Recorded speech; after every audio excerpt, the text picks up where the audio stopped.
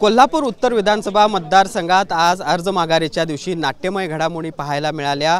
काँग्रेसच्या अधिकृत उमेदवार असलेल्या मधुरिमा राजे छत्रपती यांनी आश्चर्यकारकरीत्या आपली उमेदवारी मागे घेतली आणि त्यानंतर आपण बघतोय राजेश लाटकर आपल्या सोबत आहेत, जे यांनी अपक्ष म्हणून फॉर्म भरला होता, ज्यांना अधिकृतरित्या पहिल्यांदा काँग्रेसकडून उमेदवारी देण्यात आली होती।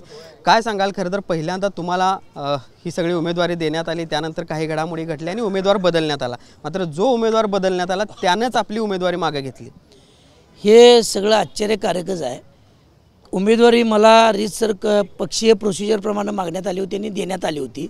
त्यानंतर अचानकच 24 तासात मला कोणताही संपर्क न करता बदलण्यात आली आणि मग मी माझा न्याय हक्काप्रमाणे मला विचारलं नाही तर इथंच पक्षीय शिस्त मोडण्यात आली होती आणि त्या काँग्रेस कमिटीमधला पण निर्णय नव्हता।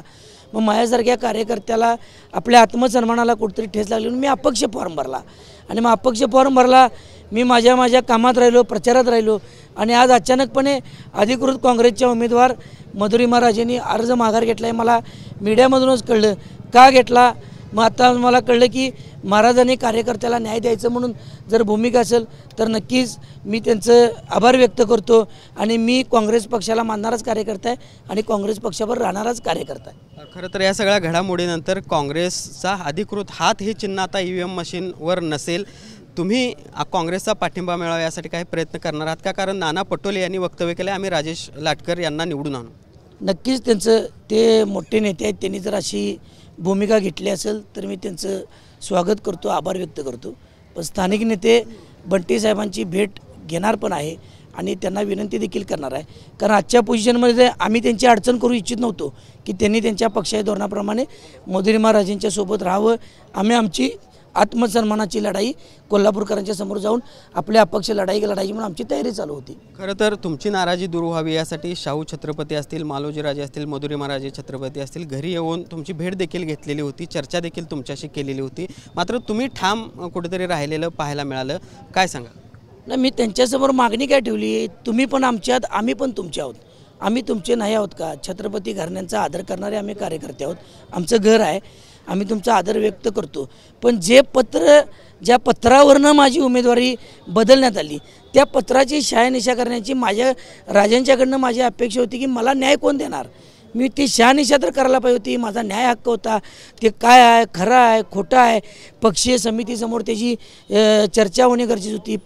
काँग्रेस कमिटीमध्ये त्याची मिटिंग घेऊन सगळ्यांसमोर चर्चा होऊन त्यानंतर निर्णय झाला असता हा पक्ष निर्णय मान्य करणारा मी कार्यकर्ता होतो। मग त्याप्रमाणे तुम्ही मला न्याय द्या आणि मी माझ्या कार्यकर्त्यांच्या सोबत चर्चा करून निर्णय देतो म्हणलेलो।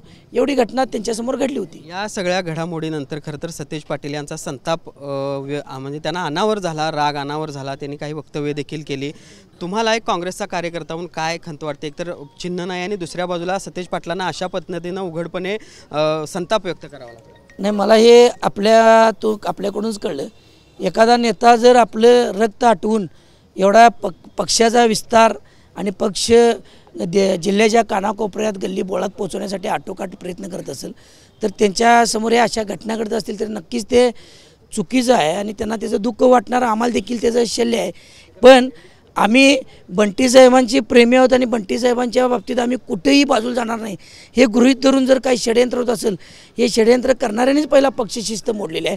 त्यामुळे अशा सगळ्यांनीच ही आचारसंहिता पाळली पाहिजे की नेता ज्यावेळी एखादा निर्णय करत असतो, मला पटो न पटो त्या निर्णयाची पाठीशी आपण राहणं गरजेचं आहे। साहेबांना संताप झाला होत असेल, त्रास होत असेल, हे ज्या इतकी चुकीची घटना काय नाही त्याचा खेद आम्ही देखील व्यक्त करतो। सतेज पाटील यांची भेट घेणार आहात का? पाठिंब्यासाठी मागणी करणार? नक्की।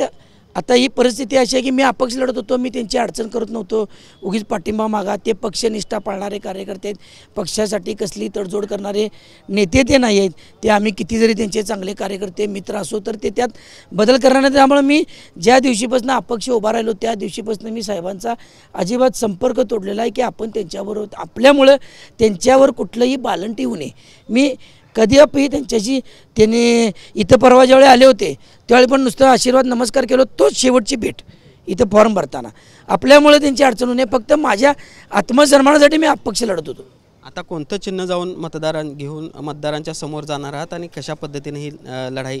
आत्ताच आत मीटिंग झाली, त्यामध्ये मला प्रेशर कुकर हे चिन्ह देण्यात आलेलं आहे, जे गोरगरिबांचं आपल्या 2 घास करून देण्याचं जे साधन आहे आपल्याला त्यातून मिळतं.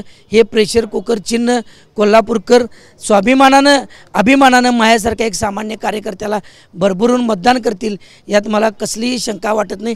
आणि माझं उरलेलं जीवन हे माझं पूर्णपणे कोल्हापूरसाठी सेवाभावी वृत्तीनं काम करील. ना टक्केवारी ना भ्रष्टाचार. कोल्हापूरकरांना ज्या गोष्टीची आशा आहे ते एक आणि एक क्षण कोल्हापूरसाठी मी घालवीन एवढंच आपल्या माध्यमातून सांगतो. तर पहिला पण हे होते राजेश लाटकर जे अपक्ष म्हणून या सगळ्या आता निवडणुकीच्या रिंगणात असणार आहेत. खरं तर आता काँग्रेसचा पाठिंबा मिळावा यासाठी सतेज पाटील यांची देखील आपण भेट घेणार आहोत असं या निमित्तानं राजेश लाटकर यांनी सांगितलेलं आहे. जर्नलिस्ट सुनील काटकरसह भूषण पाटील, TV9 मराठी, कोल्हापूर.